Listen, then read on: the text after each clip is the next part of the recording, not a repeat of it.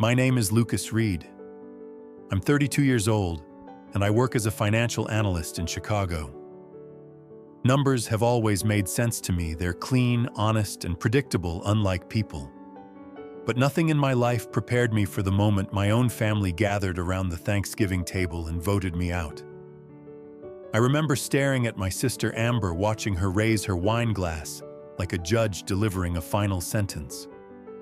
In that instant, as my brother-in-law Travis Ford clapped and my mother Linda wiped tears of fake sadness, I realized sometimes the blood that ties you isn't family at all. I was always the quiet one. If you ask my mother Linda, she'll tilt her head thoughtfully, eyes soft with nostalgia, and say I was an easy child. Never cried too long, never demanded too much. The kind of baby who slept through the night by 3 weeks and learned to read before kindergarten. Her little miracle. Her calm in the storm. As a teenager, I'd sit alone at the kitchen table long after midnight scribbling economics notes under the flickering fluorescent light, while Amber snuck out to parties, returning at 3 a.m., with mascara smudged into smoky wings and Travis Ford's varsity jacket draped dramatically around her shoulders. Dad would yell at her while Mom sobbed into her robe sleeve, wailing about reputations and wasted potential. But by sunrise, they'd all be laughing again over pancakes and bacon, Amber perched pretty at the counter like some golden idol come to life.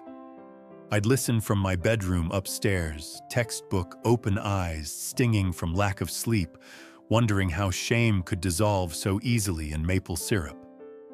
Amber was always the golden one, the radiant hurricane that tore through people's lives and made them thank her for the destruction. I used to think it was magic. Now I know it was something darker, something closer to hunger. When I was 22, fresh out of college, working 80 hours a week at a low-level accounting firm that paid me in caffeine and existential dread, Amber called me crying. She'd tripped on her heels at a club and cracked her 2 front teeth. Cosmetic dentistry wasn't covered. $12,000. Her voice shook with desperation, trembling with a shame so familiar it burrowed straight under my ribs. She said it would ruin her life if she couldn't fix it. I had exactly $14,000 in my savings. Money built with overtime hours, skipped lunches, cheap rent, and meals of instant noodles eaten over my laptop keyboard. Money that meant security, options, breathing room. I transferred it to her without thinking twice.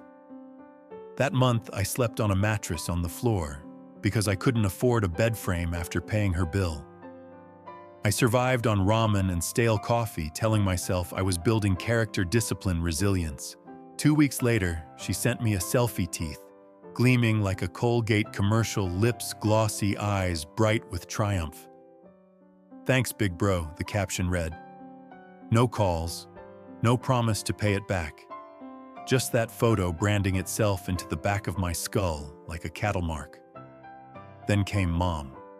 Sweet Linda with her champagne taste and beer budget. She called me one Tuesday evening crying so hard I thought someone had died. But no, it was her credit cards. $9,300 in debt. The interest was eating her alive. Dad didn't know. She begged me not to tell him. Her voice sounded small and girlish, trembling with shame just like Amber's. That same brokenness that made something in me shatter. So I paid it off that night. The following week, she posted pictures of her new designer handbags on Facebook, posing by her hibiscus bushes with captions about treating herself. I told myself maybe they were on sale. Travis Ford was next. Amber's boyfriend turned husband turned regret. He cornered me at Thanksgiving one year, reeking of beer and gravy, pitching his can't-fail app idea. All he needed was a small investment to take it to market. $20,000 later, he filed for bankruptcy. At the next family dinner, he didn't even look me in the eye, too busy complaining about lazy people who don't hustle hard enough to get ahead. After that, it became routine. Amber's car insurance after she rear-ended a Mercedes. Mom's overdraft fees after buying just a few things for the holidays. Travis's legal costs after his DUI. I wired money from my savings like an obedient little ATM with a heart. They never paid me back, never brought it up, and I never asked. Because that's who I was. Lucas Reed, the reliable one, the silent brother, the human shield, the invisible wall that kept their crumbling world from collapse. Sometimes lying awake in my cramped apartment, staring at water stains blooming across the ceiling, I wondered if they ever thought about me, if Amber ever looked at her perfect smile in the mirror and remembered whose sacrifice it was carved from. If Travis ever realized the bed he slept in was bought with money I earned missing birthdays and working overtime while he slept until noon. If Mom ever thanked God for the son she called only when her bank balance bled red. But of course they thought of me. Just like you think of your bank when you insert your debit card. A reliable machine that spits out what you need with no questions asked. I told myself it was love. That family meant sacrifice without resentment. That you give and give because you belong to each other. You let them carve pieces out of you until you're hollow as long as they stay whole. But I was wrong. Because love isn't using someone until they're empty. Family isn't bleeding one person dry so everyone else can flourish. Love is not a ledger. But neither is it a blank check for your dignity. I wish I could tell you this revelation came to me like some profound awakening with celestial light and a chorus of angels singing "Rise Up, Lucas." But no, it came in a single text, cruel and offhand, like stepping barefoot onto broken glass. Amber had sent it. In the family group chat, Mom's birthday is next weekend. Lucas, can you cover dinner again? Travis lost his job and I'm still catching up on credit cards. You know you're the best for it. That was it. No please, no thank you. Just an assumption, an expectation. That's when I understood I wasn't their brother. I wasn't their son. I wasn't family. I was their silent cash cow. The one who never spoke. The one who never fought back. The one who would give and give and give until there was nothing left. And the worst part, up until that text, I was ready to keep giving, to keep bleeding out my life in quiet dignity. But now I wondered what would happen if the ATM suddenly ran out of cash. Because the thing about quiet people is when we finally speak, we don't whisper. We roar. It was a Tuesday. I remember because Tuesdays were payroll days at the firm, which meant back-to-back spreadsheets, last-minute corrections, and my boss breathing coffee breath over my shoulder to ensure no decimal point dared escape his approval. Fluorescent lights buzzed overhead like angry bees, and the smell of stale printer ink clung to the air like despair. My phone buzzed in my pocket. Amber. For a flickering moment, warmth bloomed in my chest. Maybe she was texting to invite me for dinner. Maybe she finally remembered my birthday last week, the one everyone forgot. I pictured her radiant smile, her voice chirping "Happy birthday, big bro," and felt something uncoil in my chest.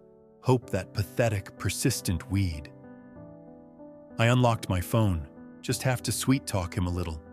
The spineless cash cow will pay up. I stared at the screen, blinked once, twice, 3 times, waiting for it to change, waiting for reality to rearrange itself into something that made sense, waiting for the universe to correct its typo. Then, like a candle flickering out under a cruel gust, the message vanished. Another appeared immediately. Sorry, wrong person. I read it again and again. Each time the words sliced deeper, carving open something raw and trembling inside me. Spineless cash cow. The glow of my monitor blurred into meaningless white light as I sat frozen in my gray cubicle. Around me, phones rang, printers hummed, colleagues laughed about weekend plans and fantasy football leagues. The world spun on, blissfully unaware that mine had just split open like a rotting log to reveal squirming truths I never wanted to see. My chest tightened with a familiar ache, the ache of someone realizing they were never loved, only used. My palms began to sweat. I put my phone down, picked it up again, put it down. My brain scrambled to construct defenses. She didn't mean it. She was joking. She was venting. She loves you. She needs you. You're her brother, her family. But the truth was louder than the excuses. Spineless. Cash cow. A creature so devoid of spine, so lacking in worth, that it existed only to be milked dry. I don't know how long I sat there staring at that second message. Sorry, wrong person. Not sorry for the words. Not sorry for the truth. Sorry she'd sent it to me instead of whoever she was conspiring with. Probably Travis Ford, king of failed apps and microaggressions, served with turkey gravy. That evening, I didn't go home right away. I walked, for hours. Through Chicago's freezing streets, past glittering shops, I'd never step into past restaurants full of families, laughing under golden pendant lights. Families that looked like they belonged to each other. I walked until my toes were numb in my scuffed dress shoes, and the sun bled out behind glass towers, leaving the sky a bruised purple. Finally, I called David. David, who's been my friend since we were 12 when we met at the public library, hiding from homes too loud in all the wrong ways. David, who saw me, the real me, before I even understood what that meant. We met at a small coffee shop on Clark Street. The bell over the door jingled as I walked in, and he was already there, hunched over his phone with a frown carved between his brows. He looked up, took one glance at my face, and his eyes darkened. "What did they do now?" he asked softly, though his voice vibrated with anger. I handed him my phone in silence. He read the message. His jaw clenched so hard I heard his teeth grind.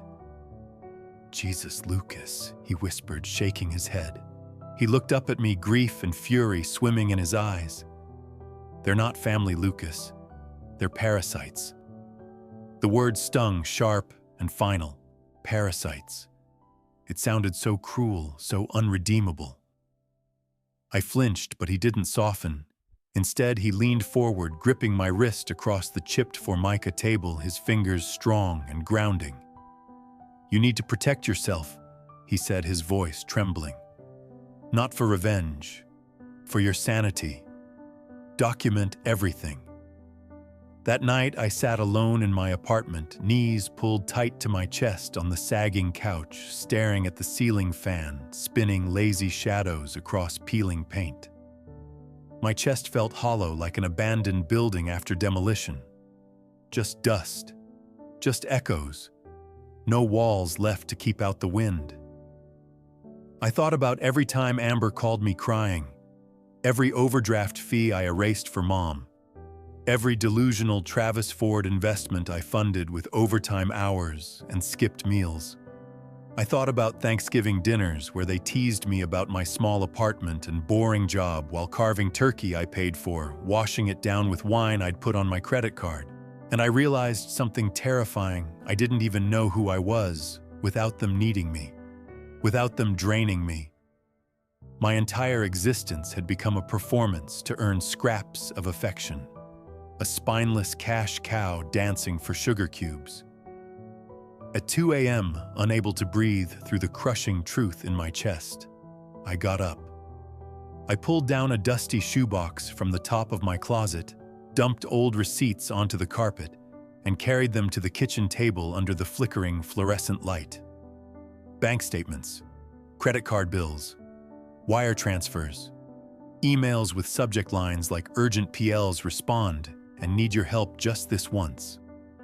I began building a timeline of my own exploitation, line by line, date by date, amount by amount.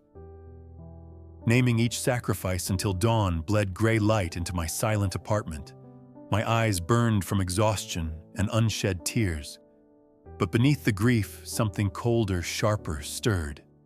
Rage. Not the wild, screaming rage of teenage boys punching drywall. No, this was quiet, focused, surgical, like an obsidian blade sliding between ribs with elegant precision. For the first time in my life, I saw them for who they were. Parasites, yes, but parasites I had allowed to feast. And for the first time in my life, I saw myself for who I could become. Someone with a spine. Someone no longer for sale. Someone who owed them nothing. I didn't know it then, but that sleepless night was the beginning of the end. The end of their power. The end of my silence. And the beginning of something they never imagined I possessed. Freedom edged in steel. As I sifted through years of bank statements and receipts under the dim kitchen light, a pattern emerged. One transfer stood out, 6,500 wired to a private clinic 2 years ago. The clinic name sounded familiar, but I couldn't place it. On a hunch, I searched their records online. My stomach dropped. It wasn't a cosmetic clinic. It was a prenatal genetics center. I sat there frozen, the printout trembling in my hand, realizing with a sickening clarity, Amber hadn't just taken my money for spa trips and dental work. She was hiding a secret bigger than debt a child or a decision about one funded by the brother she called her spineless cash cow. And Travis had no idea. David has always been my anchor. We met when we were 12, both hiding in the back corner of the Jefferson Street Public Library, escaping lives that felt too heavy for kids our age. He sat cross-legged on the carpet reading Tolkien with a flashlight tucked into his hoodie sleeve.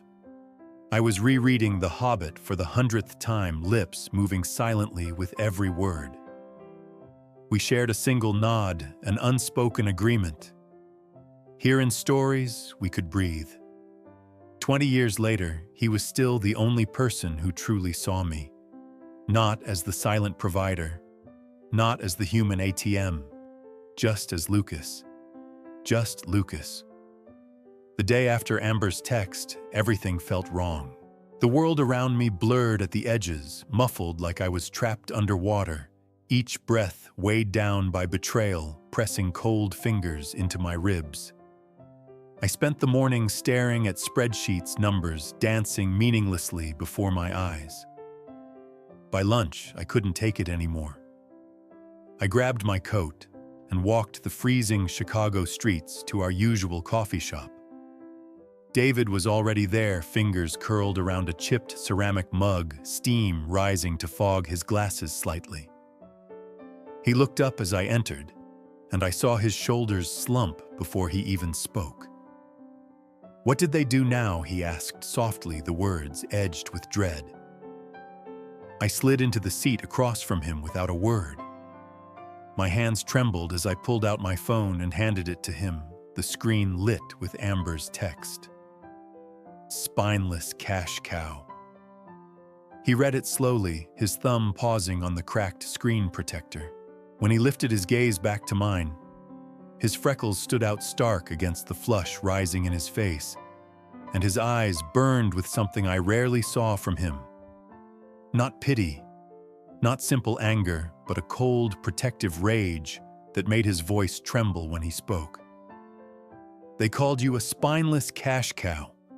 He whispered the words, scraping out like broken glass. I nodded, swallowing the acid rising in my throat. For a long moment, David didn't speak. He just stared into his coffee, his grip so tight on the mug I thought it might shatter. Finally, he looked up, and his jaw was clenched so hard I saw the muscle flicker under his skin.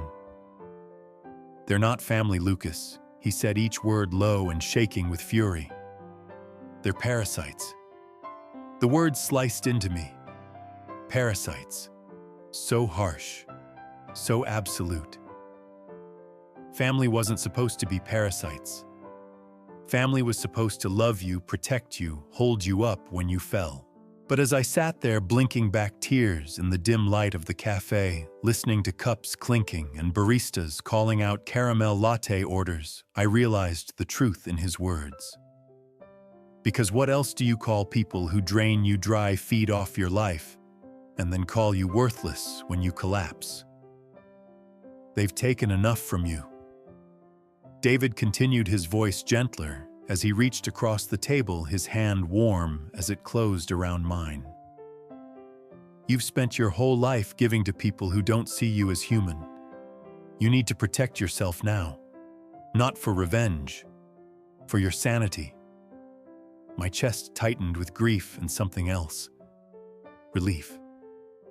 I let out a shaky breath. My fingers curled around his, grounding myself in his touch. How I whispered, my voice so small, it barely felt like mine. How do I even begin, document everything he said firmly? Every wire transfer, every bill, every overdraft fee, every text, every voicemail. Build your armor with facts, Lucas. It's the only shield they can't twist against you. His words sank into me like warm rain on parched ground. For the first time, I realized my life had been one long battle fought with no weapons. I let them attack, drain, demand, while I stood defenseless, arms open, believing that was love. I nodded slowly. Okay. Promise me, he said, squeezing my hand tighter until it almost hurt. Promise me you'll stop letting them destroy you. I promise, I whispered. And in that moment, something flickered awake inside my chest. A tiny flame, weak and trembling, but alive. That night after work, I didn't turn on the lights when I got home. I sat at my kitchen table under the dim glow of the stove hood, knees pulled up to my chest, staring at the shadows dancing across chipped linoleum. Finally, I stood and pulled the dusty shoebox down from the top of my closet, scattering old receipts across the table like fallen leaves. Bank statements, credit card bills, wire transfers, emails with subject lines like urgent PLs, respond, and need your help just this once. I opened my laptop and created a spreadsheet. I began building my armor line by line. Date, amount, name, reason, each cell filled with proof of what I had given.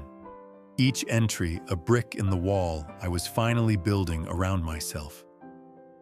As I typed, the guilt that had ruled my life for decades began to crumble. And in its place rose rage. Cold, silent, precise rage. Not the screaming, door-punching anger of men desperate to prove strength. This was something quieter, more dangerous. Like an obsidian blade sliding between ribs with silent certainty. Because for the first time in my life, I saw them for what they truly were.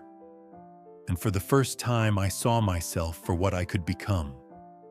Someone with a spine. Someone who wasn't for sale. Someone who owed them nothing. As dawn bled pale light across my cluttered kitchen, I leaned back in my chair, eyes burning from exhaustion and uncried tears. My chest felt hollow, but it was a clean hollowness. A space ready to be filled with something new. Something mine. I thought of David's words again. Not for revenge, for your sanity. But as I closed my laptop, watching the sky lighten over rusted fire escapes, I realized something with chilling clarity. Revenge might not be my goal, but it would be a beautiful side effect. Because I was done being their silent brother. I was done being their spineless cash cow. I was done being anything other than Lucas Reed, a man sharpening his blade in the dark, preparing to reclaim his life one quiet, calculated strike at a time. I didn't sleep that night, or the next.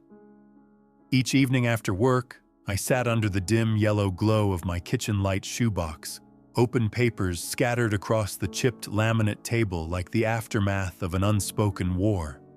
The first night I started small, pulling up old bank statements from my email archives, transfers to Amber, payments for Linda's overdue credit cards, the $18,000 dental payment that drained my savings when I was just 22 and eating instant ramen on the floor of a studio apartment with no furniture.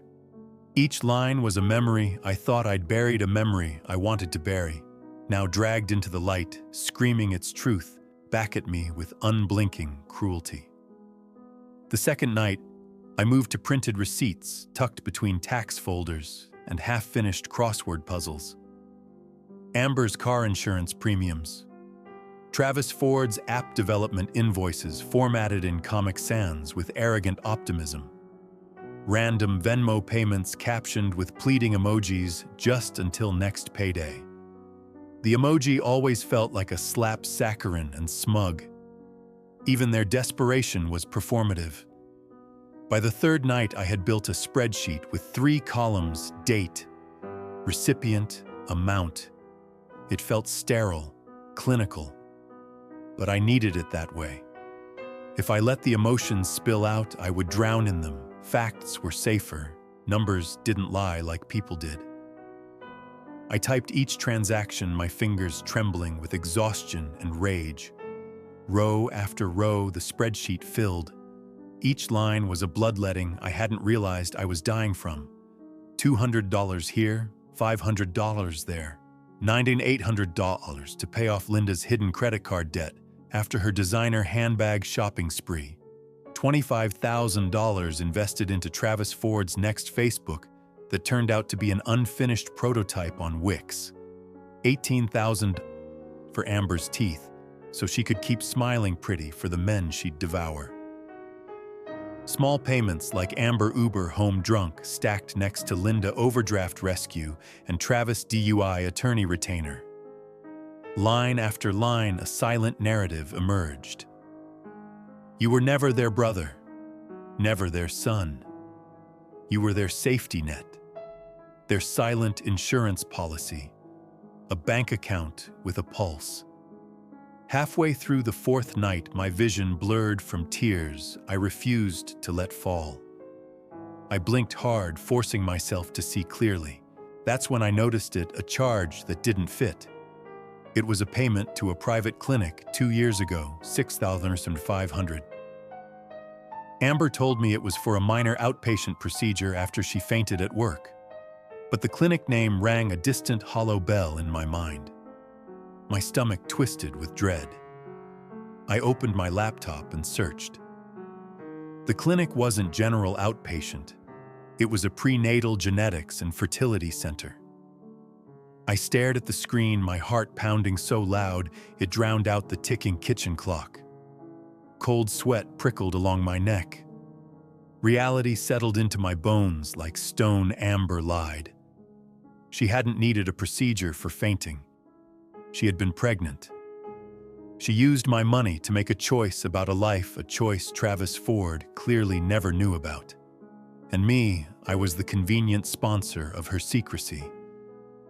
The reliable little brother funding her mistakes so her perfect smile never dimmed. The room felt smaller, the shadows longer. My hands shook as I printed the statement and slipped it into the manila folder with the rest. A silent testament to a life of blind loyalty. By the end of the week, the folder was thick and heavy. It felt like it weighed 1,000 pounds, but somehow holding it made me feel lighter than I had in years. Each document was a scalpel slicing away illusions I'd wrapped myself in for decades. Each page peeled back the rotting truth of what my family really was. I sat there at 3 a.m., staring at the folder, my spreadsheet glowing on the flickering laptop screen beside me. My apartment was silent except for the ragged sound of my breathing. I pressed a trembling hand to my chest, feeling my heartbeat thud under my ribs. Slow, steady, alive. For the first time in my life, I wasn't numbing myself with the lie of unconditional love. I wasn't soothing my guilt with excuses for them. I was facing the truth, the brutal, liberating truth. They didn't love me. They needed me.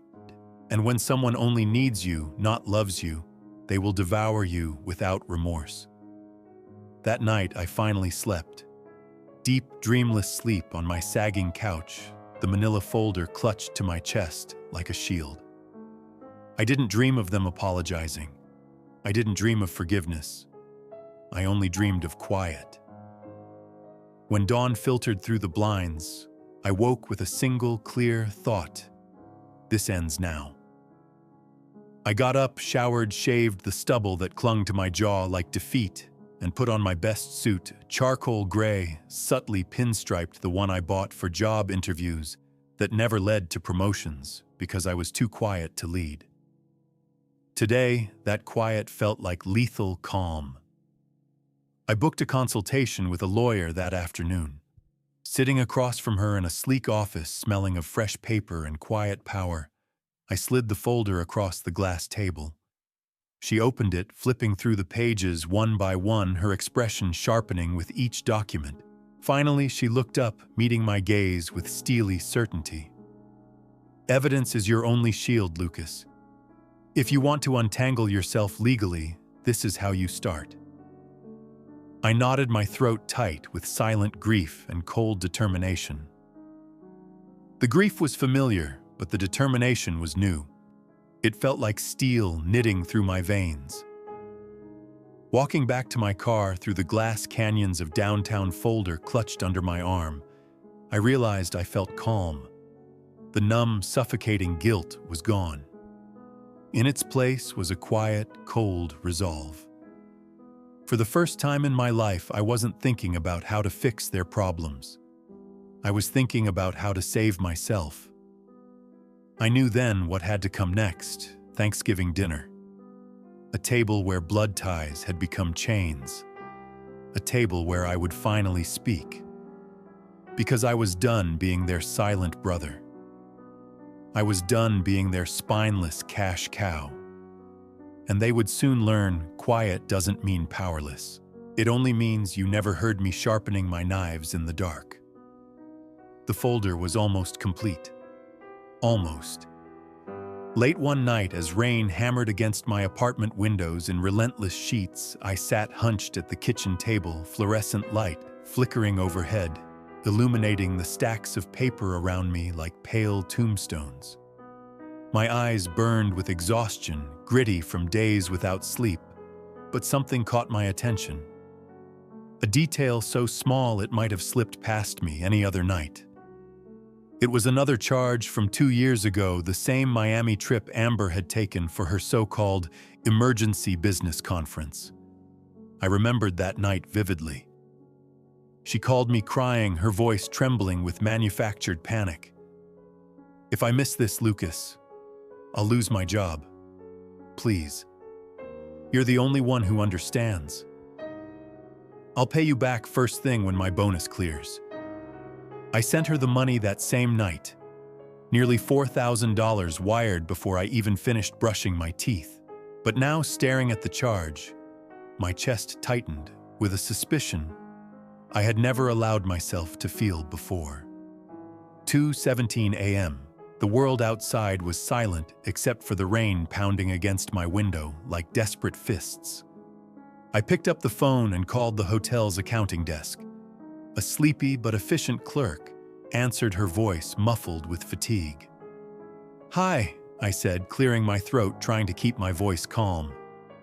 "This is Lucas Reed, cardholder for a charge in October 2 years ago. I just need a breakdown for my records." She tapped away at her keyboard, reading aloud each line: item, room service, minibar, spa treatments. Then she paused. "And the spa package for the second guest, Miss Jess." My blood went cold. The shadows around me seemed to shift and tilt. "Sorry, can you repeat that?" I asked, gripping the phone tighter until my knuckles blanched. "The spa package for Miss Jess," she repeated patiently. She was registered under the reservation as the second guest. I ended the call, hands trembling so violently I almost dropped the phone. Miss Jess. Who the hell was Jess? Amber had always been reckless, but this was something else. I opened my laptop and pulled up her old Instagram posts from that week. Grainy photos of palm trees and neon cocktails. Selfies with motivational captions about boss babe hustle and leveling up. But one post stood out. A photo of two wine glasses clinking manicured hands entwined. The caption read, "Celebrating new beginnings." She'd tagged no one. Comments were turned off. A sick dread pooled in my stomach. I thought of Travis Ford, oblivious at home, probably gaming all night with his headset on, texting me casual thank yous for supporting his queen's dreams. I scrolled further. Another photo posted 2 days later. Amber on a yacht deck in a white bikini, her blonde hair whipped by the wind, sunglasses covering her eyes. Behind her, half cut out of the frame, was the bare arm of another woman, pale and slender, with a small wrist tattoo. The letter J in delicate script. My heart slammed against my ribs so hard I felt lightheaded. Jess. Who was she to Amber, a friend, a lover, another co-conspirator? And why had Amber lied so easily, so thoroughly, using my money to fund their secret getaway, while she spun stories of career desperation for my sympathy? I printed the hotel folio, circled Miss Jess spa package, and placed it in the manila folder. My hands shook as I closed it. The shadows seemed to breathe around me. The rain outside turned into a roar against the glass. Suddenly, the apartment felt too small, the ceiling too low. My chest tightened with a rage that burned cold instead of hot. Frostbite rage, the kind that kills slowly. Because it wasn't about the money anymore. It was about the lie. The deception so casual it barely warranted a cover story. The betrayal so complete, it made me question the fabric of my own reality. I realized in that suffocating moment that I didn't even know my sister. Amber Reed, the golden child, wasn't just selfish. She was a stranger wearing a mask I had called family. My phone buzzed against the table, vibrating like a trapped wasp. A message from David, still awake, just checking in. I stared at it, tears blurring my vision, spilling hot down my cheeks. My fingers shook as I typed back, "She lied about everything, David. Everything." His reply came instantly. "Then it's time to end it all, Lucas. Finish your folder, save yourself." I set the phone down and looked at the folder glowing under the harsh kitchen light. Its thickness felt heavy with the ghosts of every sacrifice I had ever made. Every dollar I bled to keep their illusions alive. Miss Jess was the final proof I needed. The final betrayal. The last puzzle piece. Because there are lies that steal your money, and there are lies that steal your sanity. Amber's lies had done both. I closed my eyes, listening to the rain pounding against the windows, feeling it vibrate through my chest, like a battle drum. And in that moment, I made a silent promise to myself. No more secrets. No more silent suffering. No more Lucas Reed, the spineless cash cow. Thanksgiving was coming. They thought I would sit quietly at their table, bow my head in gratitude for scraps of affection, smile as they carved turkey I paid for. They had no idea the storm I was about to bring. Because I wasn't coming to break bread. I was coming to break chains. The folder sat on the passenger seat like a living thing. I gripped the steering wheel, staring at my parents' house through the windshield. The November sky had already darkened. Bruised purple clouds pressed low over silent streets lined with skeletal trees. Tiny golden windows flickered with warmth in every house I passed. On the drive over, silhouettes of families gathered around tables, laughter rising with the smell of turkey gravy, cinnamon pies. But not mine. Inside that house, they waited. Amber, with her bright, false smile, manicured fingers poised around a wine glass like claws. Travis Ford, with his slouched arrogance and mocking applause, ready to regurgitate his newest business pitch over stuffing and mashed potatoes. Linda fussing over her gravy boat wearing pearls she couldn't afford, without my help, eyes darting around to ensure no one noticed the cracks in her empire. And Rick Reed, my father, nodding silently at his plate with cold approval or quiet dismissal, depending on who was speaking. My phone buzzed beside me. David. A photo of him holding up a steaming mug of coffee at his apartment window, Chicago's skyline blurred behind the glass. The caption was simple. "You've got this. I'm here when you're done." A tremor ran through my chest, a sudden surge of warmth cutting through the ice encasing my ribs. I typed back, "Thank you. For everything." I set the phone face down on the console. The manila folder glowed under the dome light, thick with truths I could no longer deny. For years, I told myself love meant sacrifice. That if I gave enough money, enough silence, enough pieces of myself, they would finally see me. They would love me back. But love isn't forced from debt. It isn't siphoned out of fear. Love is chosen, freely, bravely, softly, loudly. And what my family gave me wasn't love. It was consumption. I reached over and flipped the folder open one last time. There it was, the spreadsheet cold and damning, each row a fresh bloodletting. The hotel folio with Miss Jess circled in red ink, glaring like a wound. The screenshot of Amber's text. Spineless cash cow. 3 words that burned hotter than any insult I'd ever endured. Each page was a blade I had turned inward for years, carving my worth down to nothing in the name of family. But tonight I would turn those blades outward, not out of vengeance, not out of anger, but for freedom. I thought of Lily, then Amber's daughter, my niece, 8 years old with big brown eyes and a shy, gap-toothed smile I'd paid to fix when Amber maxed out her dental insurance. The only bright thread tethering me to them. I pictured her sitting at the table tonight, swinging her feet under her chair, oblivious to the storm brewing above her small head. Losing her would be the deepest cut, the price of my freedom. Tears welled hot and bitter behind my eyes, but I swallowed them back down. Because what was the alternative? Stay bound, stay silent, keep bleeding out my life dollar by dollar, until there was nothing left but a shell shaped like sacrifice. No, not anymore. I closed the folder, the sharp clap of cardboard echoing in the silent car.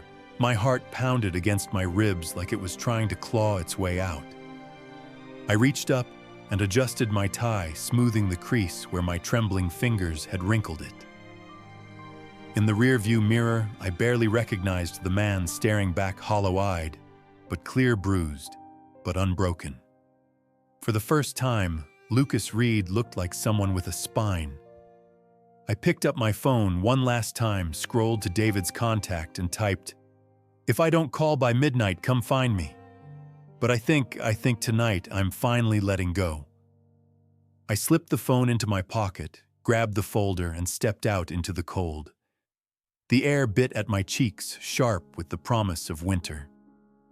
Dry leaves skittered across the driveway as I walked toward the porch, each step echoing like a drumbeat. No more silent brother. No more spineless cash cow. No more sacrifices for people who'd already buried me alive. At the front door, I paused, drawing in one last steadying breath. The golden light spilling from the dining room windows looked warm and inviting, but I knew better now. Inside was rot painted over with glitter decay, masked with polite smiles and gravy boats. I reached for the door handle, my grip firm and unflinching. Tonight was Thanksgiving, a day for gratitude, a day for family. But for me, it would be the day I burned my chains to ash and scattered them to the cold November wind. because I wasn't coming to join their feast. I was coming to starve their power, reclaim my name, and leave their table with nothing but my freedom. Just as I reached for the door handle, my phone buzzed violently in my pocket. I pulled it out, expecting a final text from David, but it was a call from a blocked number. My chest tightened as I swiped to answer. "Hello," I whispered into the cold night air. For a moment, there was only static. Then a breathy, distorted voice broke through, low and urgent. "Lucas, don't trust them tonight. They know what you're bringing." My blood ran cold. "Who is this?" I demanded, my voice shaking, but there was only silence. The line clicked dead. I stood frozen on the porch, my breath clouding in the darkness, heart pounding so loud it hurt my ears. Who was that, and how did they know about the folder? And worse, if someone felt the need to warn me what exactly was waiting behind that door. The folder sat on the passenger seat like a living thing. I gripped the steering wheel, staring at my parents' house through the windshield. The November sky had darkened into bruised purple, heavy with unshed snow. Golden windows flickered along the street, silhouettes of families gathered around tables glowing with laughter candles and gravy-scented warmth. But not mine. Inside that house, they waited. Amber with her perfect manicure wrapped around a wine glass.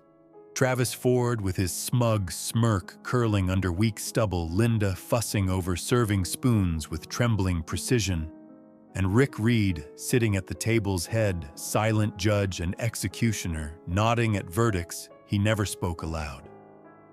My phone buzzed beside me. David. A photo of him holding a steaming mug of coffee at his apartment window, Chicago's skyline blurred with early darkness. His caption was simple. "You've got this. I'm here when you're done." A tremor ran through my chest, warmth slicing through the ice. I typed back, "Thank you. For everything." I set the phone down, staring at the folder glowing under the dome light, thick with truths I could no longer deny. For years, I told myself love meant sacrifice. That if I gave enough money, silence, dignity, they would see me. They would finally love me back. But love isn't forced out of debt. It isn't siphoned out of guilt. Love is chosen. Freely. Bravely. Softly. Loudly. What they gave me wasn't love. It was consumption. I flipped the folder open one last time. There it was, the spreadsheet 90-420 bled out over a decade. The hotel folio with Miss Jess circled in red. The screenshot of Amber's text, "Spineless cash cow." Each page was a blade I had turned inward for years, cutting away pieces of myself in silent obedience. But tonight I would turn those blades outward, not for revenge, not even for anger, but for freedom. I thought of Lily Amber's daughter, my niece, 8 years old, gap-toothed smile I paid to fix, the only bright tether. Losing her would be the deepest cut, the true cost of my freedom. Tears welled hot and bitter, but I swallowed them down. Because what was the alternative? Stay bound. Stay silent. Keep bleeding out my life until there was nothing left but an empty shell in a rented coffin. I closed the folder, the sound echoing like a gunshot in the silent car. My heart hammered against my ribs, wild and unchained.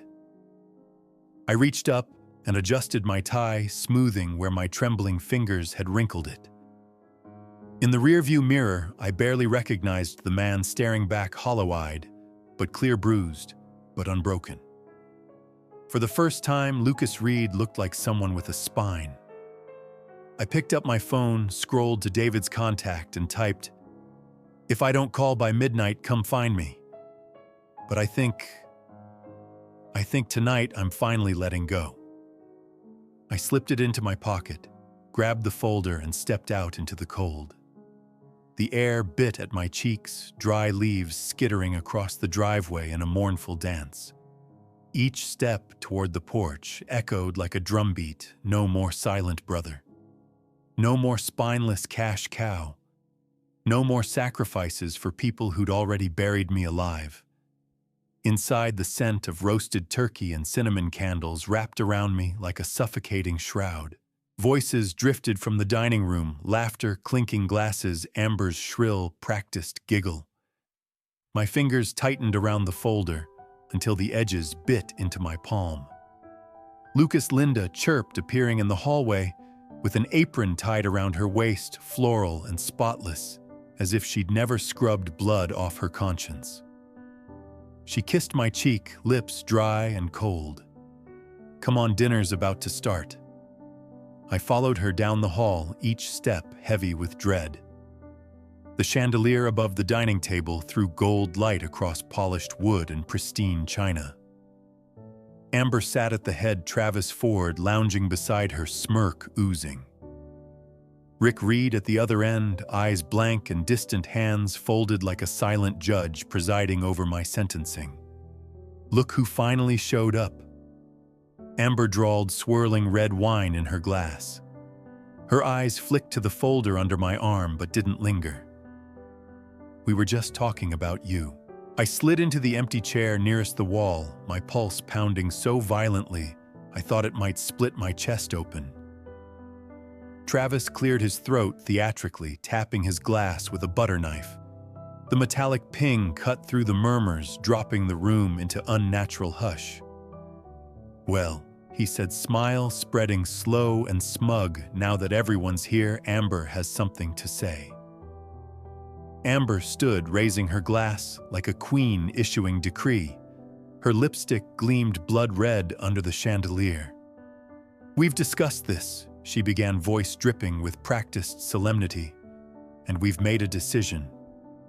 Forks clinked nervously against plates. My palms turned slick with sweat. Amber's smile widened, pitying and poisonous. "We voted Lucas," she said softly, like she was consoling a child. "And you're not family anymore." For a moment, everything froze. The chandelier dimmed. The turkey scent curdled in my nose. Travis started clapping slowly, each clap echoing deliberate mockery. Linda joined in with weak, fluttering applause, tears glistening under her mascara, crocodile tears that never reached her eyes. Rick Reed didn't clap, but he nodded, eyes on his plate. They were cheering for my exile. At first I felt nothing. No rage, no grief. Just a hollow emptiness, like my soul had finally collapsed under the weight of decades of quiet sacrifice. Then slowly, a cold laugh rose in my chest, spilling out across the stunned table. Amber's smile faltered. Travis's smirk twitched. "Okay," I said, voice calm, and even though inside I felt like glass cracking under a hammer. "Then you won't need this." I reached into my lap and placed the manila folder in the center of the table with a deliberate thud. It slid across the polished wood, smudging gravy near Amber's plate. Amber frowned and opened it casually. Her eyes skimmed the first page.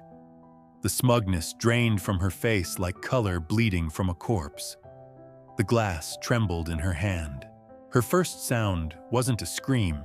It was a choked gasp, raw and guttural, like air punched from her lungs. Travis snatched it away, scowling. "What is this, Lucas? Some kind of joke?" He flipped through the pages, the spreadsheet, the hotel folio with Miss Jess circled in red, the spineless cash cow screenshot. As he read, his smirk dissolved. Rick Reed finally looked up, cheeks flushed with anger or shame or both. Linda covered her mouth with a trembling hand, mascara streaking down her cheeks. "This is a private family matter," she whispered hoarsely. "It stopped being private when you started cheering," I said coldly, each word slicing clean as a scalpel. Travis slammed the folder shut, turning to Amber, his voice low and dangerous. "Who the hell is Jess?" Amber's mouth opened and closed like a dying fish. Words died in her throat. The table erupted. Linda sobbed. Rick muttered curses. Travis loomed over Amber, veins bulging. The golden child had lost her glow, the queen stripped of her crown. I watched them tear into each other like rabid dogs fighting over scraps. For the first time in my life, I felt nothing but clarity. Cold, sharp, final. "You're ruining Thanksgiving," Linda sobbed. "What will people think?" I stood slowly, feeling lighter than I ever had. "I'm not ruining anything," I said softly. "I'm just turning on the lights so everyone can see it was already broken." Silence fell heavy as lead. I reached into my pocket and pulled out neatly folded papers. My lawyer filed them that morning. Power of attorney revoked. Emergency contact removed. Every legal tie cut clean. "It's done," I said, my voice echoing under the crystal chandelier. "You're free to keep your votes, and I'm free to keep my soul." Amber finally found her voice, tears streaking her perfect makeup. "But we're family." I looked at her, at all of them, one last time. No rage, no love. Only emptiness that felt a lot like peace. "No, Amber," I said quietly. "You said it yourself. You voted." And with that, I turned and walked out into the frigid November night. I didn't run. I didn't look back. I just walked. For the first time in my life, I walked away, and each step felt like freedom. The night air hit me like a baptism. Cold, clean. It sliced through the lingering stink of roasted turkey and betrayal clinging to my clothes. I stepped off the porch onto the driveway, each footfall echoing with hollow finality. Behind me, their voices rose and fell, Amber's muffled sobs, Travis shouting questions she refused to answer, Linda pleading for calm in her shaking soprano, Rick Reed slamming his fist onto the table in impotent rage. Their perfectly curated dinner shattered into jagged shards of truth, echoing through walls that had hidden rot for decades. I didn't look back. I walked to my car, each step lighter than the last. The manila folder tucked under my arm felt different now. No longer a burden, but a shield. Proof that I wasn't crazy.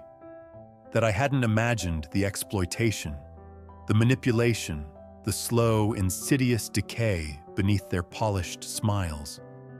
At the driver's side door, my phone buzzed in my pocket. For a moment, I almost ignored it, letting the vibration fade into the cold night air. But instinct made me pull it out. A text from David. "You okay?" I stared at the glowing screen, my reflection looking back at me in the blackness, trembling hands, tear-streaked cheeks, eyes wide with something dangerously close to freedom. I typed back, I think, for the first time, "Yeah, I'm okay." Sliding into the car, I shut the door against the cold. Silence enveloped me, broken only by the thudding of my pulse in my ears.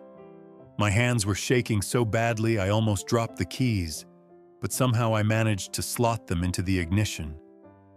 The engine roared to life, headlights slicing through the darkness like twin swords. I took one last glance at the house. Amber's silhouette moved frantically behind the curtains, gesturing at Travis with sharp, desperate movements. Linda stood by the window, hand pressed to the glass, as if reaching for me one last time. But I didn't reach back, because I saw her clearly now, not as a mother, but as a woman who taught her children that love was something to be earned, through sacrifice, silence, and surrender. A woman who taught me to bleed with a smile, to empty myself for scraps of affection that never truly existed. I put the car in reverse and backed down the driveway. Gravel crunched beneath the tires, each rotation unspooling decades of chains from around my chest. At the end of the drive, I paused and whispered into the quiet, "Goodbye, Lily. I hope you grow up freer than I ever was." Then I pulled onto the dark suburban street and drove away without looking back. Streetlights blurred past like silent witnesses to my resurrection. My phone buzzed again. David, dinner at my place tomorrow. We'll drink whiskey and watch terrible movies. Deal. I smiled through tears that burned hot and clean as they fell. Deal, I typed back. And as I drove into the black velvet night headlights illuminating the long, empty road ahead, I whispered 3 words into the darkness, tasting like redemption on my tongue. I am free. 9. 6 months later, my life is unrecognizable. I live in a small studio apartment on the edge of the city. It's nothing special, creaky floors, peeling paint, drafty windows in winter. But it's mine. Every dish in the cupboard, every blanket on the couch, every scuff mark on the doorframe, all of it is mine. I wake up each morning to the sunrise pouring through thin curtains, golden light spreading across my unmade bed. I brew cheap coffee in a chipped white mug that simply says, Lucas, not world's best brother, not family ATM, just my name. Most mornings, I sit by the window with that mug cupped in my hands, watching the city come alive below. I listen to the distant hum of traffic and the gulls screaming over the river. I sit there breathing, existing, and for the first time, that is enough. My phone is quieter these days. No frantic calls about overdue bills, no desperate texts for emergency loans, no guilt-tripping voicemails. Only David's messages, memes, lunch invites, reminders to hydrate. Some nights we sit in his apartment drinking whiskey and watching terrible sci-fi movies until we fall asleep on opposite ends of the couch. He is my family now, a family I chose. Do I miss them sometimes?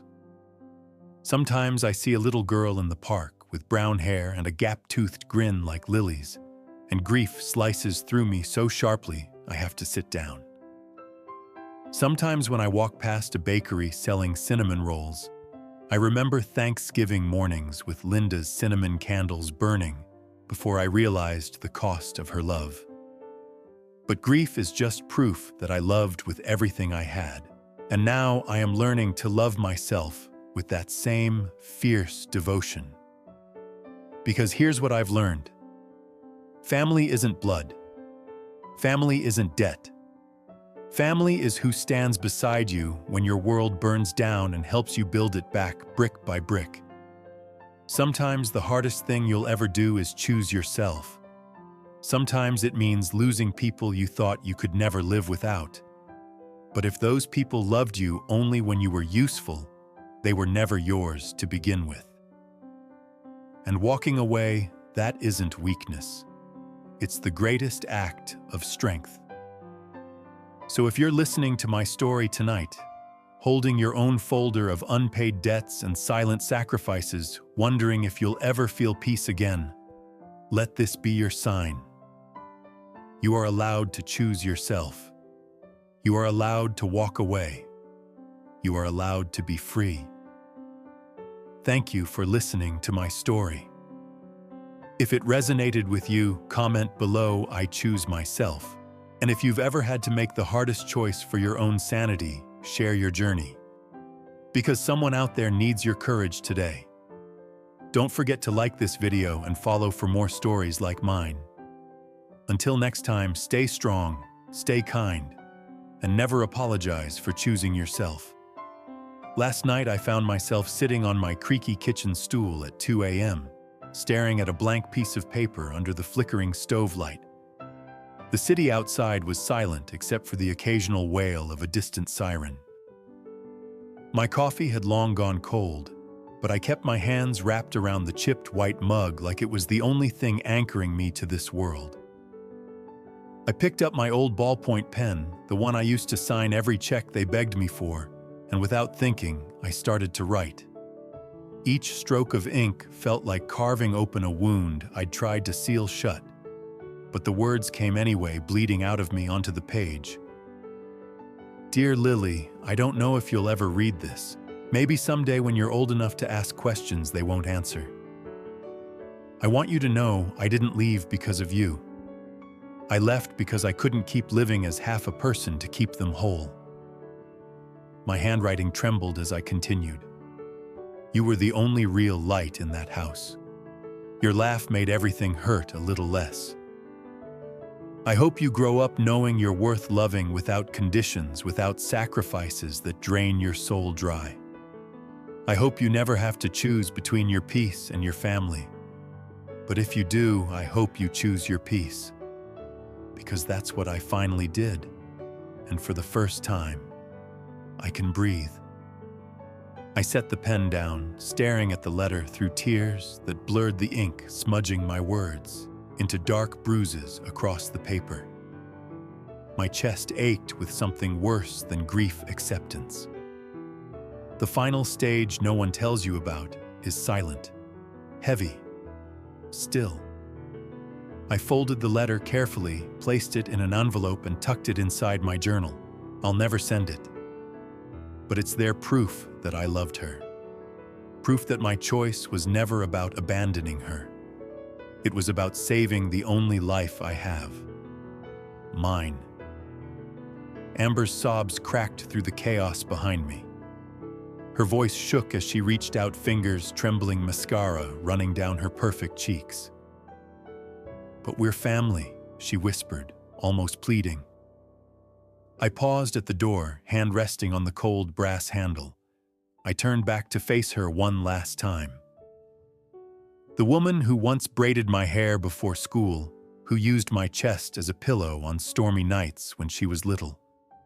The woman who grew up learning that love was a currency and I was her endless ATM. My voice came out calm, steady, almost gentle. No, Amber, I said quietly. You said it yourself. You voted. Her mouth fell open, words dying in her throat as I stepped outside into the biting November night.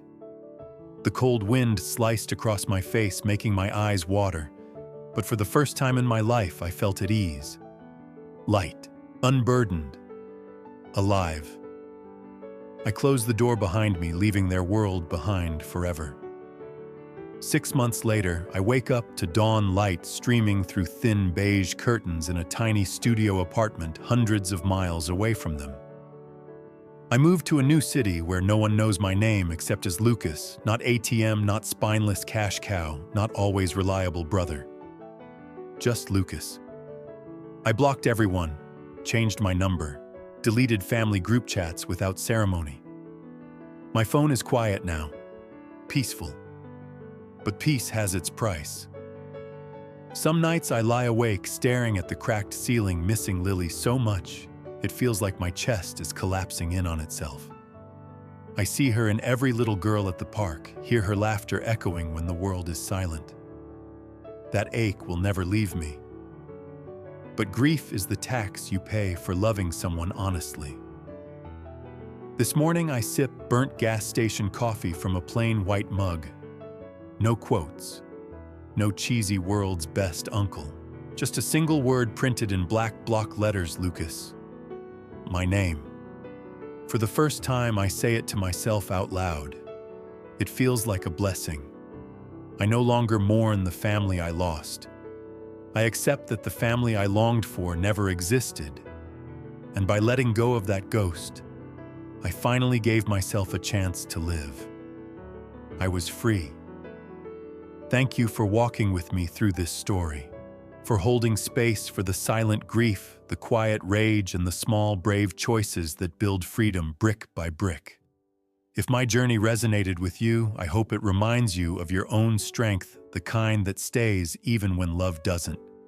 Thank you for listening, thank you for understanding, and thank you for proving that sometimes strangers become the family we always needed. See you in the next story. Until then, take care of your heart. It's carried you this far for a reason.